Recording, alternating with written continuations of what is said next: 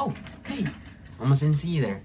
Well, to get started with this video, my name's Isaiah Mendoza. My research is St. Valentine's Day Massacre. So, let's get started.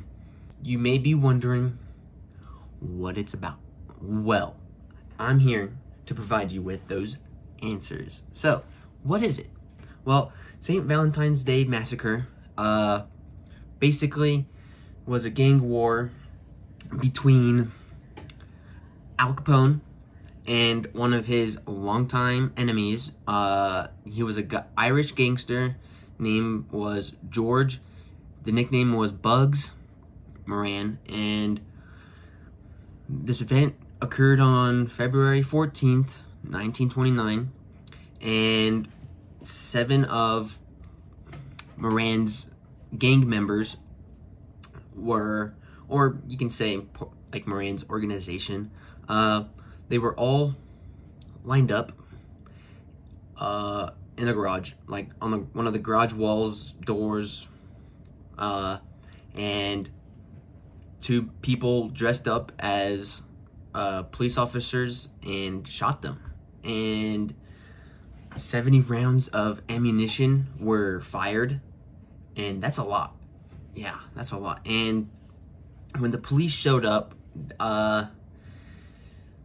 they had found 1 out of the 7 men still conscious. So they tried getting some answers from him, and that guy would not talk. And the guy that was still alive, his name was Frank Gussenberg.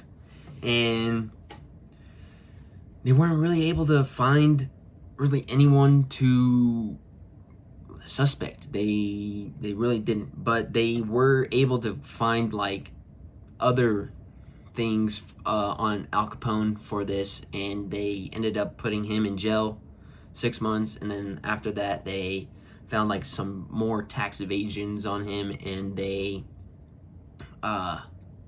put him into prison longer.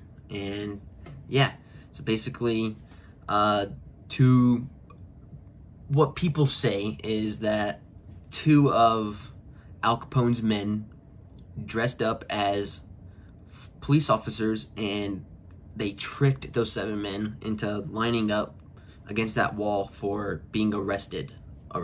And the 2 men shot and killed them with 70 rounds of ammunition, and that's a lot.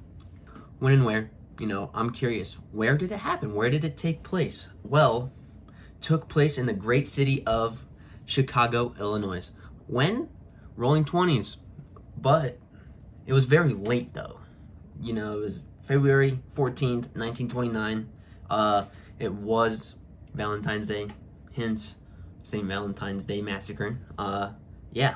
And up here, I do have a picture of what Chicago looked like in the 1920s, you know? So, who? I mean, kind of already did say 2 people already. They were, first, Al Capone. He was the leader of the South Side. And then next, you have his enemy, George Moran, leader of the North Side gang. And then, curious, who were the people that died? Who got shot? Well, I got you again. Names were Frank Gussenberg, nicknamed Hawk. Then we have his brother, Peter Gussenberg, also nicknamed Goosey. Then we have John May, Al Wainchak, James Clark, and sadly to hear this, but they did have a visitor. Name was Dr. Reinhard H. Schwimmer. Why did it happen? Why? Well, again, I'm here with some answers. Well, because this tragic event, it was mainly supposed to be a hit on George Moran, who, I guess, placed that hit on George Moran was obviously Al Capone. But it was supposed to be a hit on Moran, but actually, to begin, it was planned. It wasn't really planned by Al Capone. It was more so planned by Jack McGurn. Goes by the name of Machine Gun. Al Capone really was very skeptical about it at first. He didn't really accept it until there was a failed attempt on his men. Or I mean not his men. I mean there was a failed attempt or a failed hit on McGurn, on his man, yes, by the two of the men that were killed, Frank and Peter Gussenberg, the two brothers. They were the ones that failed the hit attempt on McGurn, and then that's what led Al Capone accepting that plan that Jack had, and after that it led to territorial tension between the two big gangs, the North Side and the South Side, or you can just say Al Capone's gang and Moran's gang.